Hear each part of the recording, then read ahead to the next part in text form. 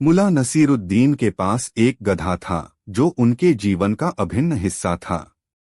मुल्ला अपने गधे से बहुत प्यार करते थे और उसे अपने मित्र जैसा मानते थे।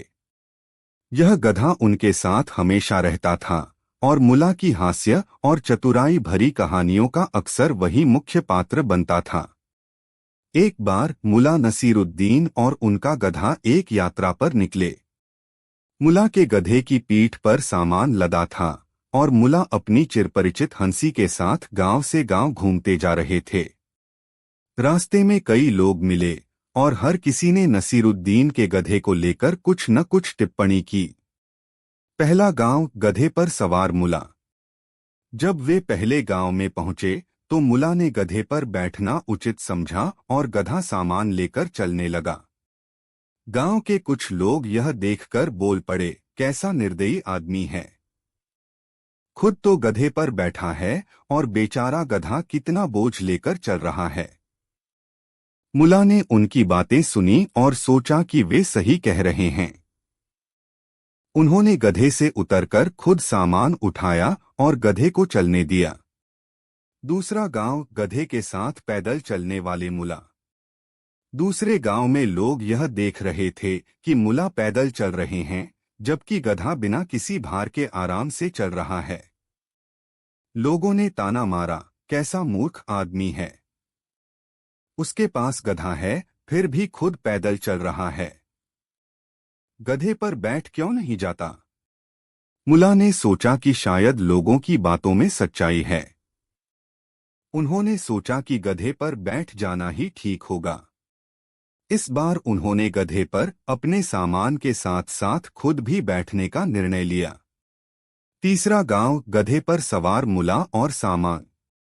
तीसरे गांव में लोगों ने देखा कि मुल्ला और उनका सारा सामान गधे पर लदा है।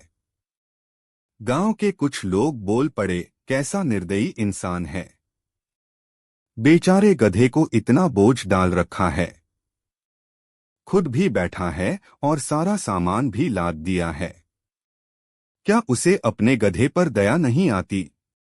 मुल्ला ने फिर सोचा कि शायद वे सही कह रहे हैं। उन्होंने गधे को बोझ से मुक्त करने का फैसला किया और खुद भी पैदल चलने लगे।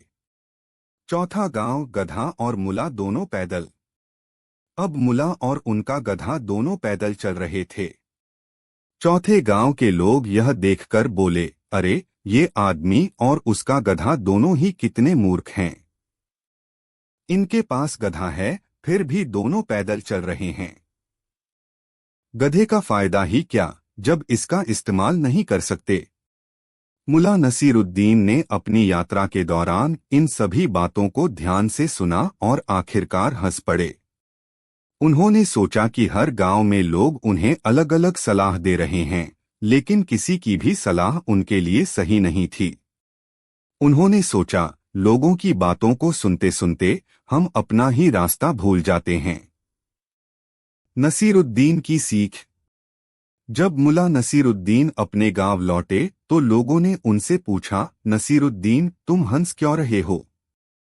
मुल्ला ने उत्तर दिया, मैं इस बात पर हंस रहा हूं कि हर किसी के पास मेरी यात्रा को लेकर अलग अलग सलाह थी, लेकिन सच तो यह है कि हम अपनी जिंदगी में हर किसी की बात सुनने लगें तो कभी अपने फैसले नहीं ले पाएंगे। यह सुनकर गांव वाले भी हंस पड़े और नसीरुद्दीन की बात समझ गए। इस कहानी से यह सीखने को मिलता है कि सभी को खुश करने की कोशिश में हम अपने मूल उद्देश्य से भटक सकते हैं। जरूरी है कि हम अपनी बुद्धि का इस्तेमाल करें और वही करें जो हमारे दिल और दिमाग को सही लगे। अंत। मुल्ला नसीरुद्दीन और उनके गधे की यह कहानी न केवल मजेदार है बल्कि जीवन के महत्वपूर्ण सबक भी देती है। हर किसी की बातों पर ध्यान देना जरूरी नहीं है, बल्कि खुद पर भरोसा रखना और खुद के फैसले लेना ज्यादा जरूरी है। कहानी 2। एक बार की बात है, मुल्ला नसीरुद्दीन और उनके दोस्त की दोस्ती की चर्चा पूरे गांव में मशहूर थी। दोनों का साथ ऐसा था कि लोग उनकी नोकझोंक और हास्य भरी बातचीत को सुनने के लिए दूर दूर से आते थे। नसीरुद्दीन के दोस्त अहमद हमेशा नसीरुद्दीन को चौंकाने या चतुराई में पछाड़ने की कोशिश करते रहते, लेकिन नसीरुद्दीन अपनी बुद्धिमानी से हर बार उन्हें हरा देते। कहानी का आरंभ। सच्चा दोस्त कौन? एक दिन अहमद ने नसीरुद्दीन को चिढ़ाते हुए कहा, नसीरुद्दीन, तुम कहते हो कि मैं तुम्हारा सच्चा दोस्त हूँ, लेकिन मुझे कैसे यकीन हो कि तुम भी वैसे ही सच्चे हो? नसीरुद्दीन ने उसकी बात सुनकर मुस्कुराते हुए कहा, अहमद, एक सच्चा दोस्त वही होता है जो न केवल सुख में बल्कि दुख में भी साथ दे। तुम मेरा इम्तिहान लेना चाहते हो तो चलो, इस परीक्षा में मैं तुम्हें दिखाऊंगा कि सच्चा दोस्त कैसा होता है। कठिनाई का समय। अगले दिन नसीरुद्दीन ने गांव के बाहर एक योजना बनाई। उन्होंने गांव के कई लोगों को खबर फैला दी कि अहमद पर बड़ी मुसीबत आ गई है और वह कर्ज में डूब चुका है। इस झूठी खबर के कारण गांव के लोग अहमद से दूरी बनाने लगे और उसकी मदद से हाथ खींचने लगे। अहमद को यह देखकर बड़ा दुख हुआ। जो लोग उसके साथ हंसी मजाक करते थे, अब वही लोग उसे नजरअंदाज करने लगे थे। अहमद ने सोचा कि उसका सच्चा दोस्त नसीरुद्दीन ही उसकी मदद करेगा, लेकिन जब वह नसीरुद्दीन के पास पहुंचा तो उसने देखा कि नसीरुद्दीन भी कुछ दूर ही बैठा हुआ है और उसके करीब आने पर भी उसकी मदद करने को तैयार नहीं दिखता। सच्चाई का उजागर होना। अहमद ने दुखी होकर नसीरुद्दीन से पूछा, तुम भी मेरी मदद नहीं करोगे नसीरुद्दीन? नसीरुद्दीन ने मुस्कुराते हुए कहा, तुम्हें यह दिखाने के लिए मैंने यह सब किया कि सच्चा दोस्त वही होता है जो तुम्हारे कठिन समय में तुम्हारा साथ दे। मैंने खुद यह खबर फैलाई कि तुम कर्ज में हो, ताकि तुम्हें यह समझ आए कि मुसीबत में असली दोस्तों की पहचान होती है। अहमद को नसीरुद्दीन की चतुराई समझ में आ गई। उसने गहरी सांस लेते हुए कहा, मुझे माफ करना नसीरुद्दीन, तुमने मेरी आंखें खोल दी। अब मैं जान गया हूं कि तुम सच्चे दोस्त हो, क्योंकि तुमने मुझे एक सबक सिखाने के लिए इतना बड़ा कदम उठाया। अंत। इसके बाद दोनों की दोस्ती और मजबूत हो गई और उन्होंने यह तय किया कि अब वे हमेशा एक दूसरे का साथ देंगे, चाहे कैसी भी परिस्थिति हो। इस कहानी से गांव के लोगों को भी सच्ची दोस्ती का मतलब समझ में आ गया। इस तरह मुल्ला नसीरुद्दीन ने अपनी चतुराई और प्रेम के साथ अपने दोस्त को सिखा दिया कि सच्ची दोस्ती की असल पहचान सुख दुख में साथ निभाना है। कहानी 3।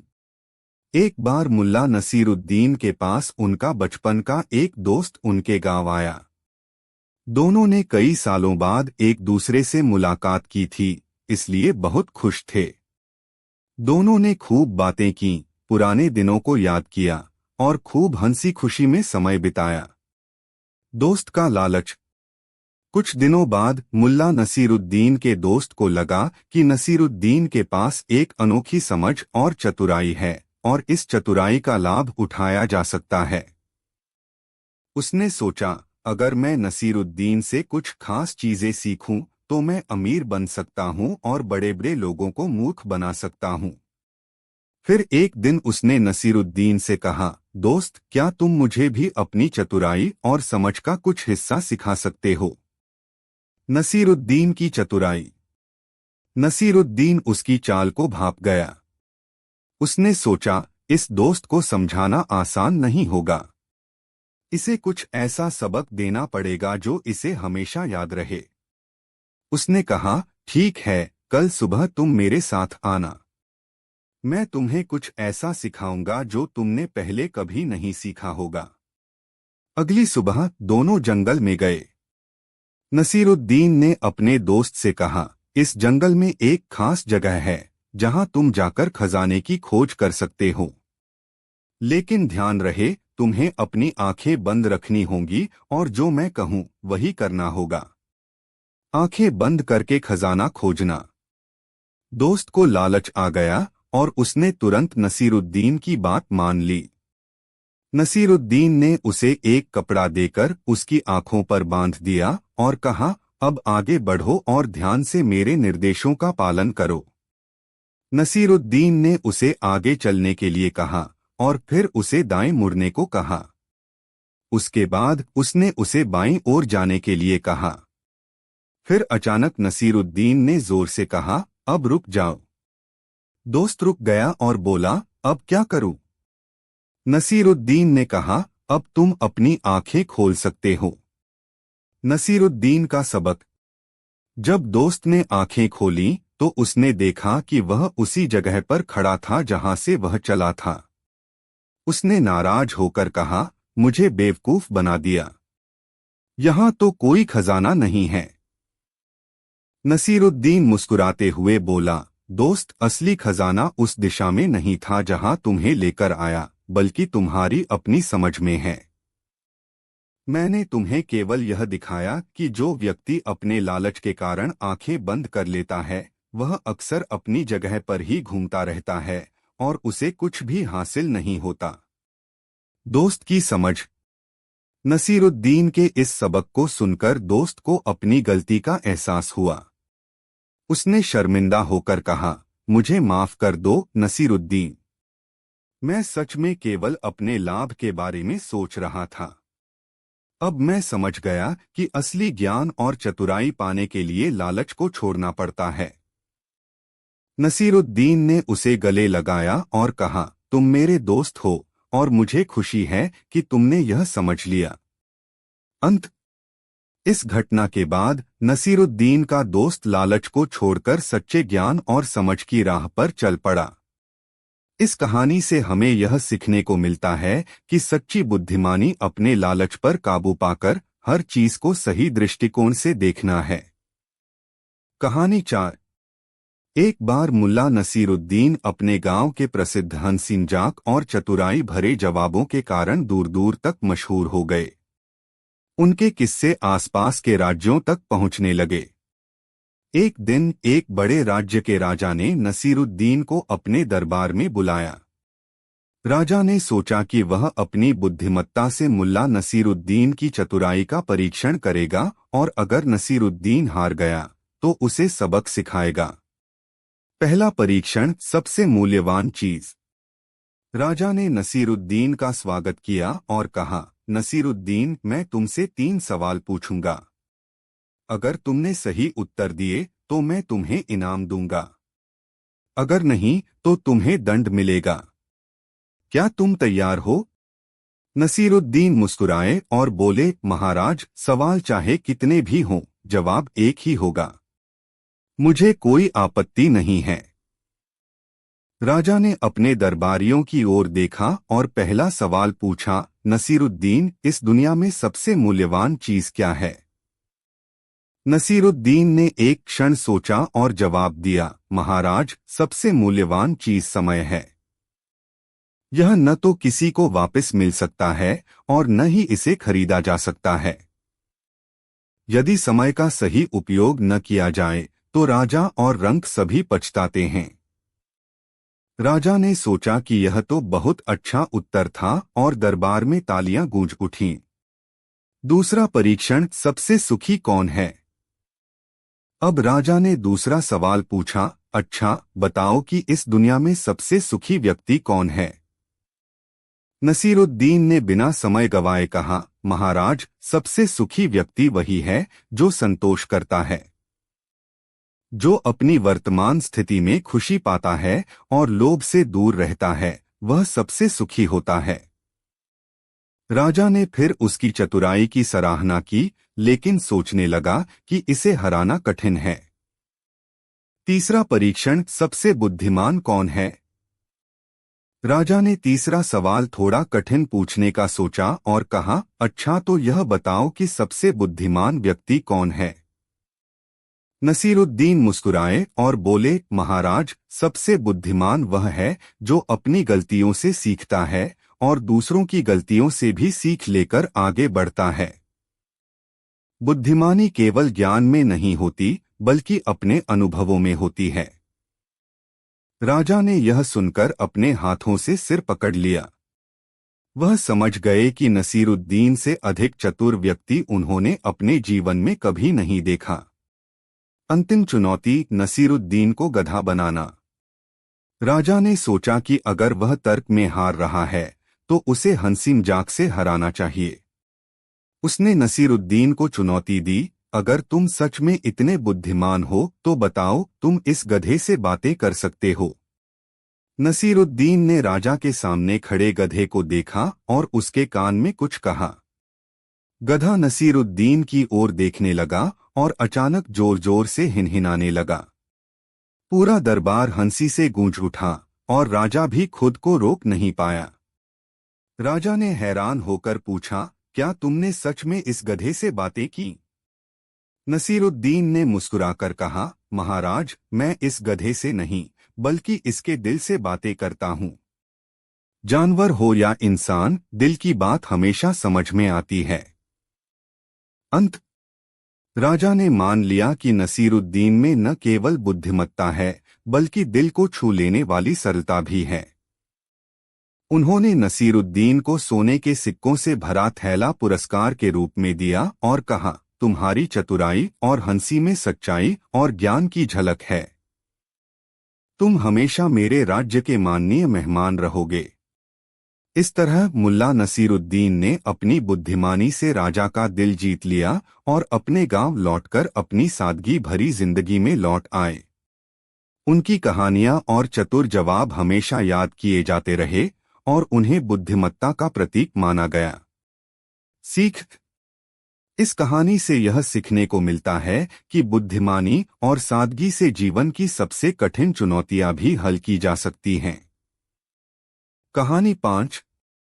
एक बार की बात है, नसीरुद्दीन मुल्ला अपने हाजिर जवाबी और चतुराई के लिए दूर दूर तक मशहूर हो गए थे। उनकी कहानियां और चुटकुले सुनकर लोग न केवल हंसते थे बल्कि उनमें से कुछ गहरी बातें भी सीखते थे। एक दिन एक पड़ोसी राज्य का राजा नसीरुद्दीन की चतुराई के किस्से सुनकर बहुत प्रभावित हुआ। उसने सोचा कि क्यों न नसीरुद्दीन को अपने दरबार में बुलाया जाए और उसकी चतुराई का परीक्षण किया जाए। राजा की चुनौती। राजा ने नसीरुद्दीन को बुलाया और कहा, मैंने सुना है कि तुम बड़े ही बुद्धिमान और हाजिर जवाब हो। मैं तुमसे कुछ सवाल पूछना चाहता हूँ। अगर तुम सही उत्तर दोगे तो मैं तुम्हें एक बड़ा इनाम दूंगा, लेकिन यदि तुम गलत हुए तो तुम्हें मेरे महल में 1 महीने तक काम करना होगा। नसीरुद्दीन मुस्कुराए और बोले, महाराज, मैं तैयार हूं। आप जो भी सवाल पूछना चाहते हैं पूछिए। पहला सवाल, दुनिया की सबसे बड़ी चीज। राजा ने पहला सवाल पूछा, नसीरुद्दीन, बताओ दुनिया की सबसे बड़ी चीज क्या है? नसीरुद्दीन ने तुरंत जवाब दिया, महाराज, सबसे बड़ी चीज इंसान का दिल है। अगर उसका दिल बड़ा है तो वह किसी भी स्थिति में सच्चाई और अच्छाई को बनाए रखता है। राजा ने सिर हिलाया और कहा, तुम्हारा जवाब बहुत अच्छा है। दूसरा सवाल, सबसे तेज चीज क्या है? राजा ने दूसरा सवाल पूछा, अच्छा, यह बताओ दुनिया में सबसे तेज चीज क्या है? नसीरुद्दीन ने मुस्कुराते हुए जवाब दिया, महाराज, सबसे तेज चीज विचार है। हम जहां भी हों, जैसे भी हों, हमारा विचार वहां तक पहुंच सकता है। राजा ने हंसते हुए कहा, वाह, यह तो सही कहा। तीसरा सवाल, सबसे कठिन काम। राजा ने फिर पूछा, तो यह बताओ सबसे कठिन काम क्या है? नसीरुद्दीन ने कहा, महाराज, सबसे कठिन काम है खुद को जानना। इंसान सारा जीवन दूसरों को जानने में बिताता है, लेकिन खुद के अंदर झांकने की हिम्मत कम ही लोग कर पाते हैं। राजा यह सुनकर बहुत प्रभावित हुआ और उसके चेहरे पर हल्की मुस्कान आ गई। चौथा सवाल, सबसे मूल्यवान चीज। राजा ने अब गंभीर होकर पूछा, अच्छा, तो यह बताओ सबसे मूल्यवान चीज क्या है? नसीरुद्दीन ने जवाब दिया, महाराज, सबसे मूल्यवान चीज समय है। एक बार अगर यह निकल जाए तो फिर कभी वापस नहीं आता। राजा ने यह जवाब सुनकर सोचा कि नसीरुद्दीन वाकई बुद्धिमान है। पांचवा सवाल, असली खुशी क्या है? अब राजा ने आखिरी सवाल पूछा, नसीरुद्दीन, असली खुशी किसमें है? नसीरुद्दीन ने मुस्कुराते हुए जवाब दिया, महाराज, असली खुशी दूसरों को खुश करने में है। जब हम किसी की मदद करते हैं या किसी का भला करते हैं तो जो संतोष और खुशी हमें मिलती है वह कहीं और नहीं मिलती। राजा ने नसीरुद्दीन के उत्तरों को सुना और मंत्रमुग्ध हो गया। उन्होंने समझ लिया कि नसीरुद्दीन न केवल बुद्धिमान है बल्कि उसके विचारों में गहराई भी है। इनाम और विदाई। राजा ने नसीरुद्दीन को बुलाकर कहा, तुमने हर सवाल का जवाब इतनी समझदारी और सच्चाई से दिया है कि मैं तुम्हारी प्रशंसा किए बिना नहीं रह सकता। मैंने पहले कभी ऐसी सरल लेकिन गहरी बातें नहीं सुनी। मैं तुम्हें इनाम के रूप में अपना सबसे कीमती हार देना चाहता हूँ। नसीरुद्दीन ने कहा, महाराज, मुझे आपका हार नहीं चाहिए। मेरा इनाम तो यह है कि आपने मेरी बातें सुनी और उन्हें समझा। यही मेरे लिए सबसे बड़ा पुरस्कार है। राजा ने नसीरुद्दीन की सादगी से प्रेरित होकर कहा, तुम सच में महान हो, नसीरुद्दीन। मैं तुम्हें अपने राज्य का आधिकारिक सलाहकार बनाना चाहता हूँ। नसीरुद्दीन ने धन्यवाद दिया और इस जिम्मेदारी को स्वीकार कर लिया। उस दिन से नसीरुद्दीन न केवल अपने राज्य में बल्कि दूसरे राज्यों में भी एक बुद्धिमान और चतुर सलाहकार के रूप में जाने जाने लगे। सीख। इस कहानी से यह शिक्षा मिलती है कि असली बुद्धिमानी हमेशा सादगी और सच्चाई में होती है। नसीरुद्दीन ने हर सवाल का उत्तर अपने अनुभव और विचारों से दिया और राजा को यह सिखाया कि असली अमीरी, तेजी, कठिनाई और खुशी क्या होती है। कहानी 6। नसीरुद्दीन की बुद्धिमानी के किस्से बहुत प्रसिद्ध हैं और ऐसा ही एक किस्सा है जब उन्होंने अपनी चतुराई से एक मूर्ख चोर को मजा चखाया। यह कहानी है एक साधारण दिन की जब नसीरुद्दीन अपने गांव में किसी काम से निकले थे। लेकिन रास्ते में ही उन्हें कुछ ऐसा अनुभव हुआ जो शायद ही वे भूल सकते थे।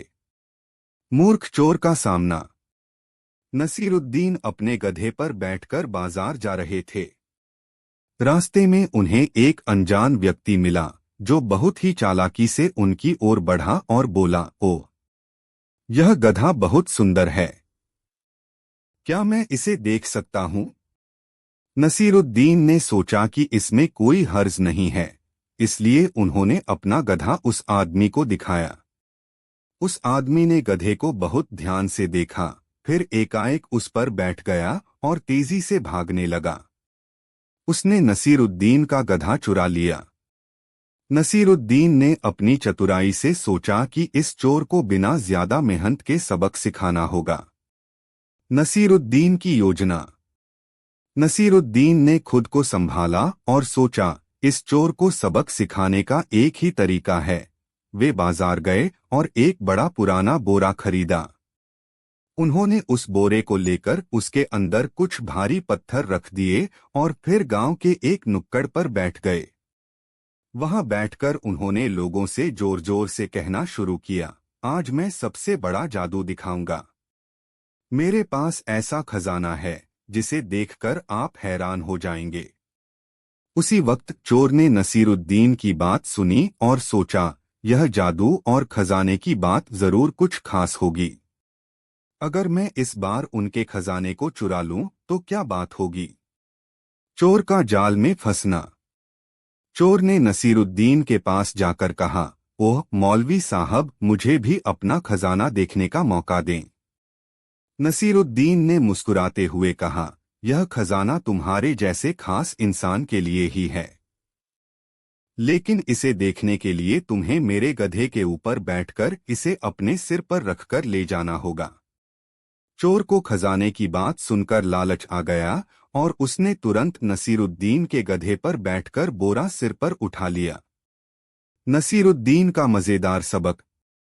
जैसे ही चोर ने बोरा सिर पर उठाया, उसे भारीपन का एहसास हुआ, लेकिन लालच में उसने उसे नजरअंदाज कर दिया। वह नसीरुद्दीन के गधे पर बोरा उठाए बैठा ही था कि नसीरुद्दीन जोर से हंसने लगे और बोले, अरे चोर भैया, देखो खजाना तो तुमने पा लिया, लेकिन इसका भार तुम्हें लेकर कहाँ जाएगा। चोर को तब तक समझ में आ चुका था कि उसने गलती की है। वह नसीरुद्दीन के गधे के ऊपर बैठा बैठा पसीने पसीने हो गया और बोला, माफ कीजिए मौलवी साहब, मुझे इस बोरे से छुटकारा दिलाइए, मैं कभी चोरी नहीं करूंगा। नसीरुद्दीन ने हंसते हुए कहा, बस मुझे मेरा गधा वापस दे दो और तुमसे कोई शिकायत नहीं होगी। चोर ने तुरंत नसीरुद्दीन का गधा उन्हें लौटा दिया और भाग खड़ा हुआ।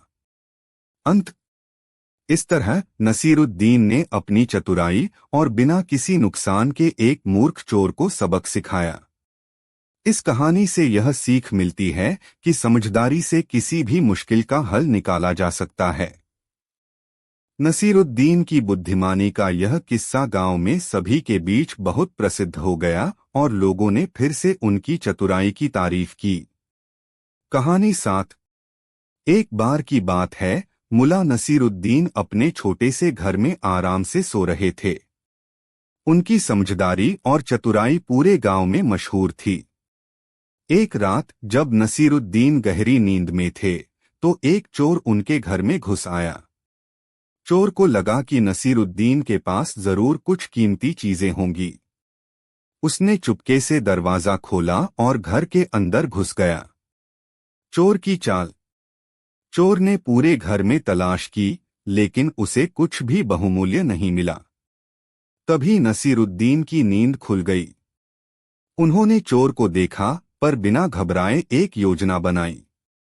वह तुरंत उठे और चोर के पास जाकर बोले, अरे भाई, तुम क्या कर रहे हो। चोर को नसीरुद्दीन के शांत स्वभाव से बड़ी हैरानी हुई। उसने कहा, तुम्हारे पास जो भी कीमती चीज है मुझे दे दो, वरना मैं तुम्हें नुकसान पहुंचाऊंगा। नसीरुद्दीन की चालाकी।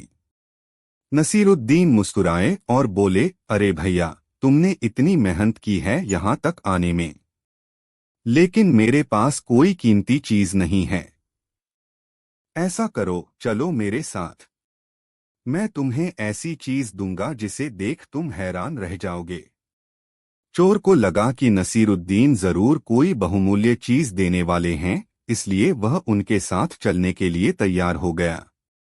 नसीरुद्दीन ने उसे अपने घर के एक कोने में बने पुराने अलमारी की तरफ ले गए और बोले, यह देखो, यही मेरे पास सबसे बहुमूल्य चीज है। चोर का आश्चर्य। अलमारी में कुछ पुराने कपड़े, एक टूटी हुई तश्तरी और कुछ कागजों के टुकड़े पड़े थे।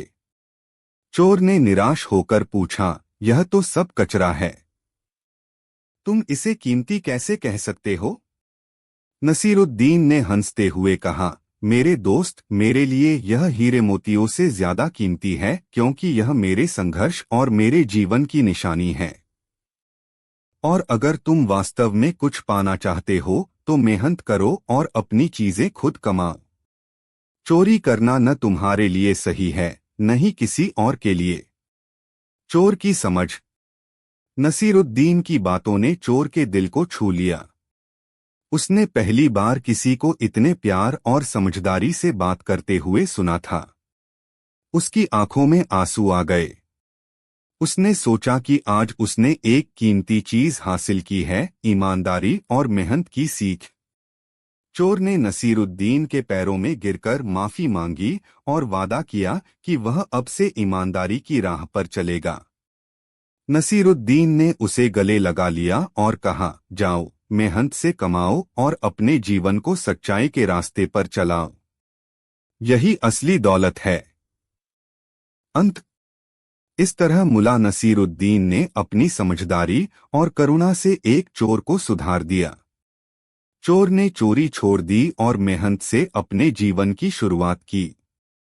गांव वालों को जब यह बात पता चली तो वे नसीरुद्दीन की और भी इज्जत करने लगे। इस कहानी से हमें यह सीखने को मिलता है कि दया और समझदारी से किसी भी इंसान का दिल बदला जा सकता है और सही रास्ता दिखाया जा सकता है।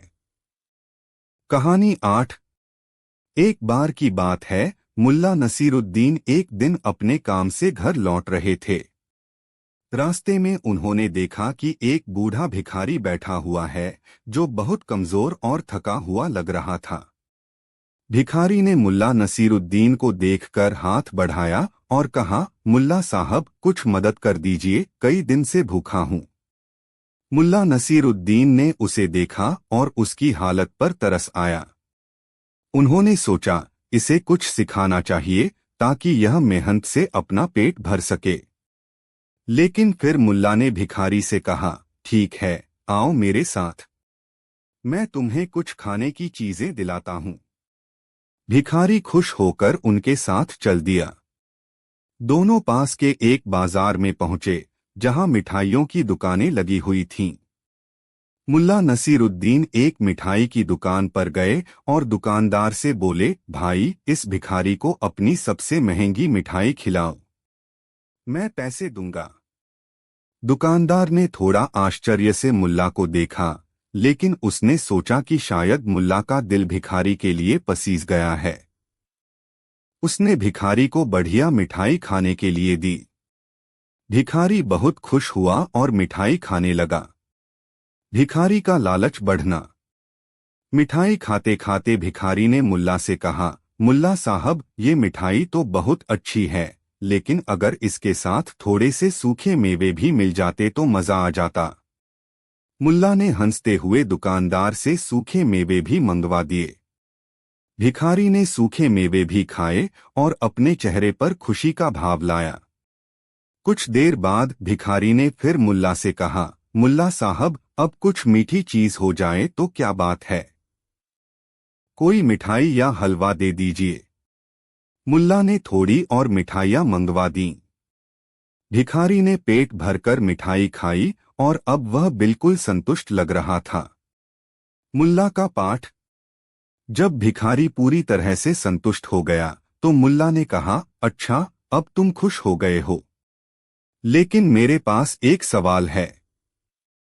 तुम भीख क्यों मांगते हो, मेहनत क्यों नहीं करते? भिखारी थोड़ा घबराया और बोला, मुल्ला साहब, काम कौन करे? भीख में आसानी से मिल जाता है तो मेहनत क्यों करें? मुल्ला मुस्कुराए और बोले, तुम्हारे इस सोच में ही तुम्हारी गरीबी का कारण छिपा है। मेहनत करने से आदमी खुद को मजबूत बनाता है, भीख मांगने से केवल आलसी बनता है। देखो, अगर तुम काम करोगे तो रोज अपना पेट भर सकते हो और अपने आत्मसम्मान को भी बनाए रख सकते हो।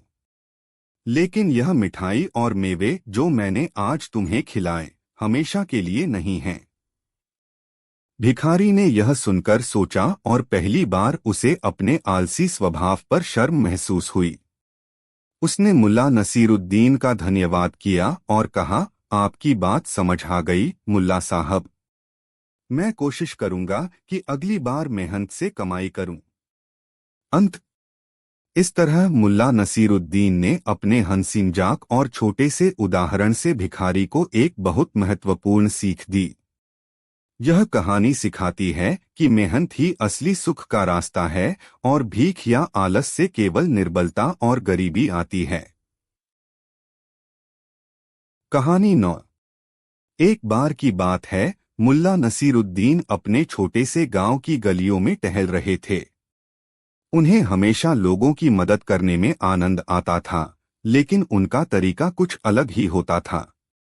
एक दिन जब वे बाजार से गुजर रहे थे, तो उन्होंने एक भिखारी को देखा जो सड़क के किनारे बैठा हुआ था।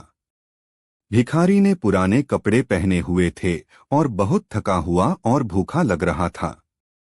वह लोगों से भीख मांग रहा था, लेकिन लोग उसे अनदेखा करके आगे बढ़ रहे थे। मुल्ला ने सोचा कि क्यों न इस भिखारी से कुछ बातचीत की जाए। वे उसके पास गए और बोले, भाई, तुम क्यों भीख मांग रहे हो? क्या तुम काम नहीं कर सकते?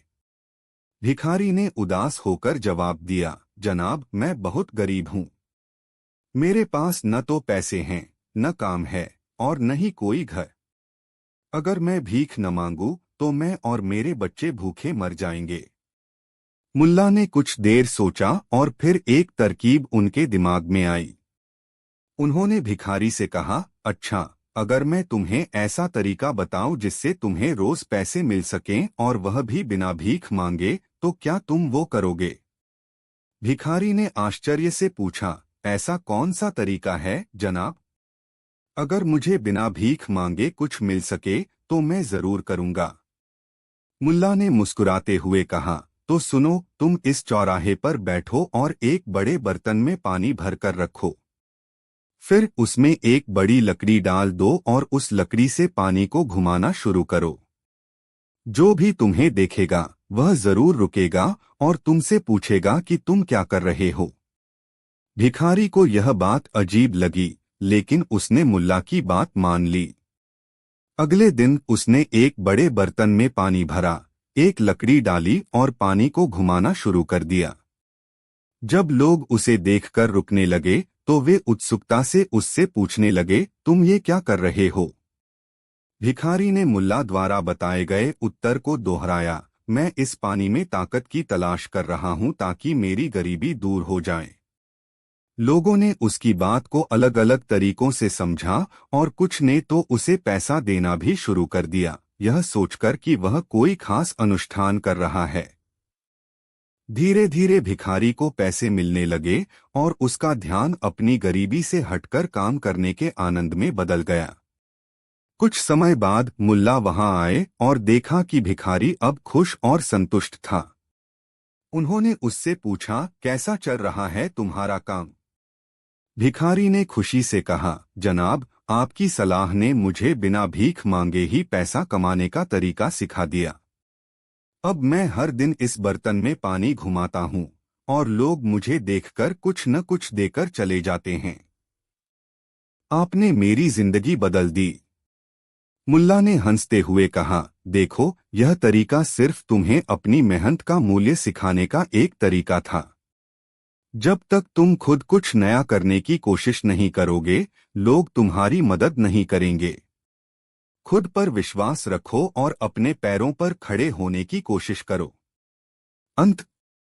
इस तरह नसीरुद्दीन ने उस भिखारी को भीख मांगने से बेहतर एक साधन सुझाया, जिससे वह अपनी खुद की मेहनत से पैसा कमाने लगा। कहानी का संदेश यही है कि कभी कभी थोड़ी सी समझदारी और प्रयास से जिंदगी को सही दिशा में मोड़ा जा सकता है। कहानी 10। एक बार की बात है, मुल्ला नसीरुद्दीन का गांव एक शक्तिशाली दुश्मन के आक्रमण का सामना कर रहा था। दुश्मन की सेना बहुत बड़ी थी और सभी गांव वाले भयभीत थे। राजा और उसके मंत्री सोच रहे थे कि इस विशाल सेना का सामना कैसे किया जाए। किसी के पास कोई उपाय नहीं था। ऐसे समय में सभी ने मुल्ला नसीरुद्दीन को बुलाया, जो अपनी बुद्धिमानी के लिए प्रसिद्ध थे। नसीरुद्दीन की योजना। मुल्ला नसीरुद्दीन ने सबको एकत्रित किया और कहा, डरने की कोई बात नहीं। हम अपनी बुद्धिमानी से दुश्मन को हरा सकते हैं। गांव वालों ने विश्वास से उनकी बात सुनी और उन्हें अपनी योजना बनाने का मौका दिया। नसीरुद्दीन ने एक छोटी सी योजना बनाई, जिसमें गांव के सभी लोगों की भूमिका थी। उन्होंने कहा, हम अपनी ताकत से उन्हें हरा नहीं सकते, पर हम चालाकी से उन्हें डराकर भगा सकते हैं। योजना का पहला हिस्सा, डर पैदा करना। मुल्ला नसीरुद्दीन ने सभी गांव वालों को कहा कि वे रात में अपने घरों में आग जलाकर और ढोल बजाकर ऐसा माहौल बनाएं, जिससे दुश्मन को लगे कि गांव में एक विशाल सेना छुपी हुई है।